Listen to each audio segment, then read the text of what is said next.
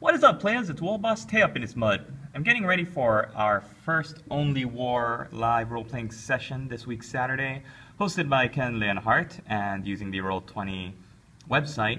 And so here's my final character that I rolled up the other day, and I just put him down and listed all of his stats and all of the perks and skills and aptitudes he's got, along with some backstory and fluff. I'm not going to go into too much of that and some character stuff here at the bottom, but I do want to propose that we do a little discussion now, and I'd love to get your feedback on this, on kitting out your character. Character creation is one of my most favorite things to do in a role-playing game. So rolling up a new character, seeing what makes them tick, and figuring out what kind of skills I want to have and use that are appropriate for the class, and what are the ones that I feel like I'll most likely be using, especially because this is just an introduction campaign scenario that we're going to be going through. So after I rolled up all my statistics and I added the extra modifiers for the fact that I'm a Catachan jungle fighter and for the fact that my job has to do a lot with driving, so my agility boosted up a little bit there, I took a look at the 600 points that I get for creating a guy. I think it's 400 if you do a specialist class like a commissar or a priest or a psyker, but for an actual line guardsman, they justified by saying they have a little bit more experience in the field, so they have a little bit more extra experience points. So I got 600, and the way that you gain experience or gain skills and stat bonuses in this game system is that you take a look at your aptitudes, or the things that your character is good at, and then you match those to whatever you're trying to get. And if you have 2 aptitudes, then it's going to be really, really cheap. If you've got only 1 aptitude, it's going to be a little bit more expensive, but you've got some familiarity with it. And if you have no aptitudes at all, if it's something that your character wouldn't normally be doing, then it would be the most expensive. I love that. I think that's fantastic. And I don't know how many role-playing games for the Warhammer 40,000 line that is a part of, if it goes all the way back to Dark Heresy, or if it's more of a more recent thing, but I love it. I wish Warhammer Fantasy Roleplay had the same kind of thing in the 1st or 2nd edition, because I remember when I would be playing that with my group, and most everything just to learn it was, I think, something like 100 experience points. You just spend it and you get the training and you get the equipment for it, and then you can learn it if it's a basic. And I think in that one, the more experience points meant it was a higher level, but it didn't matter what you were. Anybody could learn anything if you spent the amount of experience points. This one is much more character driven, I feel. And so because I'm an operator and because I'm from Catachan, I have these aptitudes. I'm a good driver, I'm good at shooting, I'm kind of friendly, I know what to do when I'm out in the field, I'm kind of smart, I'm tech savvy, and I'm good at perception. This one is actually, because I think for a Catachan I get agility, and for operator I get agility, so I just chose one that kind of goes hand in hand with the other ones. Now what I could have done is gone off the rails and chosen something like strength or weapon skill. Now if I did that, that would mean that I would have one aptitude in a more martial kind of direction, but I kind of wanted to make my guy more of a support, stand in the back and kind of shoot kind of guy. So that's what I did for my aptitudes. And then for my bonuses, like I said, I had 600 points. So when you break it up, I had 2 aptitudes for these ones that cost 100 experience points, and I only have 1 aptitude for my stat bonuses, so they're a little bit more expensive at 200 points. So what I decided to do is, I was looking at the skills and talents that I could have gotten for being an operator, and there are some for my character that I could have gotten that would enhance the abilities of my comrade. Every character in Only War gets a comrade, like a buddy on the squad that kind of works together with him. If you're a heavy gunner, you operate like the heavy bolter or the autocannon, then you have a loader or somebody that helps set up the weapon and feed you ammo and call out coordinates and stuff. So in my case, as the operator of a vehicle, my comrade would normally be the one that jumps in with me and takes control of the guns. Or if I'm driving, then they can take control of something else, or they help me do my job more effectively. If I spend the points on it, what I ended up doing was instead spending the points and making my guy more of a supporty character and bumping up his stats so I could do more rather than my comrade doing a lot. Now what that means is that I'm not going to be as effective in my operator class. There's one really, really good talent or order that I could give my comrade that's called being the gunner. So I could give him the gunner talent, pretty much, and that means that when I jump into a Chimera or a Leman Russ, then they automatically know how to go to the weapons station, and they can operate it using my ballistic skill. Now that would have been pretty cool if I didn't do intelligence. Say if I took that out and I took the gunner talent. It's 250, so I would have had to take off one of these as well. But that would have been pretty cool because then I could use my ballistic skill, which is 43, after I took a 5-point upgrade. Because I didn't do that, I decided to do this instead. That means that if I want to operate the gun of a Chimera or something like that, then I would have to actually climb out of the driver's seat and get over to the gunnery station. All my comrade can do is just kind of hang out and shoot from the little weapon slots in the top of the Chimera.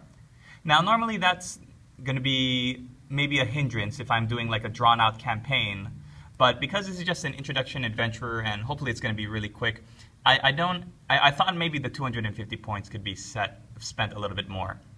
So basically what I'm saying is that if I knew that I was going into a long campaign with this little role-playing group, then I probably would have gotten my guy to do kind of geared and tailored his advances as more of a big picture in the long run kind of thing. I probably would have given him the gunner talent. I would have bumped my ballistic skill because he would have to use my ballistic skill, but then I might have not taken one of the other ones. So let me tell you my reasoning for doing this, and then let me ask you what you think. I took Medicae, which is pretty much like first aid, and I took security, which is kind of setting traps, disarming traps, that kind of thing, ambushes, detecting if there's setting up ambushes, stuff like that, and intelligence and ballistic skill. So as a driver, when you're driving a vehicle, you don't use intelligence or ballistic skill, you use agility. My agility was already pretty high because I rolled a 33.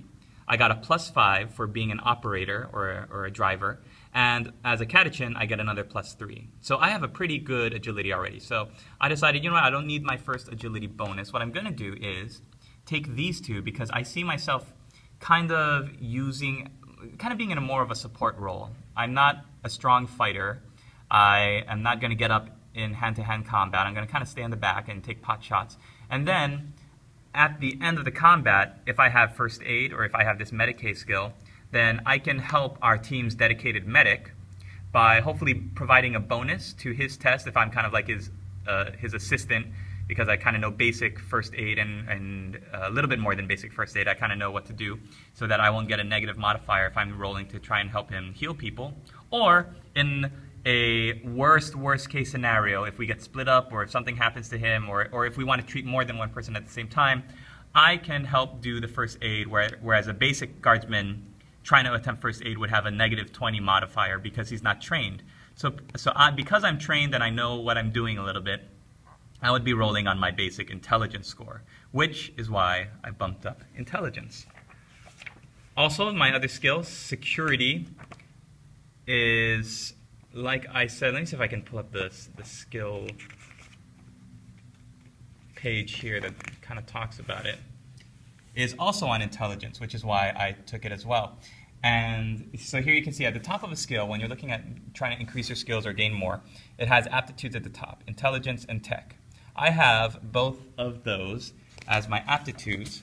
So what I do is, whenever you want to gain a skill or do anything, you come to this page here, page number, a little bit before, page number, here we are, 102, and you take a look at the skill table. So skill advances, if I want to get one, then if I have 2 aptitudes, like I said, it's only 100. 1, it's 200. If you have 0 aptitudes, 300. So if I was looking for something like strike mighty blow or use a weapon really, really good, I don't have weapon skill or strength, so I would have zero aptitudes, so it would cost me 300. Because I'm more of a thinker and a smarter or like a support character, I could be buying 3 matching aptitudes for the price of 1, where I would have 0 aptitudes. I hope that makes sense. That one took me a little bit of a while to wrap my brain around. So, intelligence and tech. intelligence and tech. For security, my character has both of those, so he only has to spend 100 points. The security skill, what it does is it helps me open locked doors, hack a cogitator and discover its secrets, and lay traps for an ambush or to protect a camp. And then it gives you under here example modifiers for how the GM would kind of give pluses or minuses. So I thought that was pretty cool, and since we're on it, let's just take a look at the Medicae one, also intelligence. And these are the applications. If he wants to apply first aid to a wounded comrade, wants to diagnose an affliction and work out a suitable treatment, or trying to perform a surgical procedure such as the removal of a limb or an organ. Luckily, Sergeant Tristan is going to be our team's dedicated medic, so he will be the one that's really taking care of all of this. But I figured because I have 2 matching aptitudes, it's only 100 experience points, and for this introduction adventure, probably it would be good to have more than one person on it, working on it. So, finally, intelligence, because that helps both of those skills, and ballistic skill, just because I know we're going to be doing lots of shooting, and because I'm going to be hanging in the back and doing lots of shooting. So there's my final stat line, along with all the rolls that I made the other day. So now my question to you, good people of YouTube, fellow veteran and rookie role players, is this.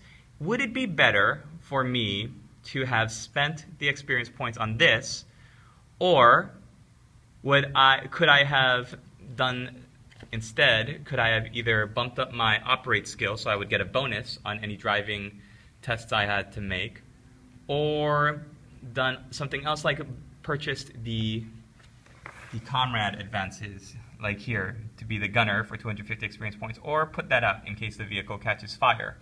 Then kind of puts out the fire from damaging the vehicle. This assumes, or this kind of takes into account the idea that the operator really works best in a group in the vehicle. If I was just in the Sentinel or in the Chimera the whole time, just popping off shots in the back, providing moving cover for my comrades. Because this is a one-off adventure, I don't know if that's as useful, but here's, just to give you an idea, here is the one that I was really looking at. It's a tier 2, which means it's more expensive to purchase. You have some prerequisites, which I would have gotten because of my bonuses, operate, and it has the 2 aptitudes that I am familiar with. So this would have been one I could have afforded, and it pretty much means that this one I looked at because it says, oh, you get all operate skills for all the 3 classes of anything you can drive, which meant that I could drive a Chimera or tank and no basic operations. I could drive a plane or something like a Vendetta or a Valkyrie gunship, and I could operate a Void ship or like a starship in space. Or at least I wouldn't operate it myself, but I would know how to pilot it and be able to order people to fly it. So I thought that was awesome, but I'm probably not going to be flying a gunship or a cruiser or a battleship in this first introduction adventure. Why would I? I'm just a line trooper. So I thought, you know, I don't know if I'm going to want to use this, or if that's something that I should work for in case I want to keep my guy for a longer term kind of goal in mind. And that's one of the great things about role-playing games, is you kind of tailor your character to be effective in different ways. I could have made my guy a total dedicated pilot / driver, or I could have made him more geared towards fighting or shooting at least. And I don't know. I know there's no right or wrong way to do this, but I want to ask what your guys' thoughts are. When you're creating a character, what do you look for, or how do you go about doing all of that? I'd love to hear your thoughts. Thanks for watching, everybody. See you in the next video, and don't forget to follow along. We're probably going to be posting the video on Google Hangouts this week, Saturday, and I look forward to all of your comments and feedback. Latest, players!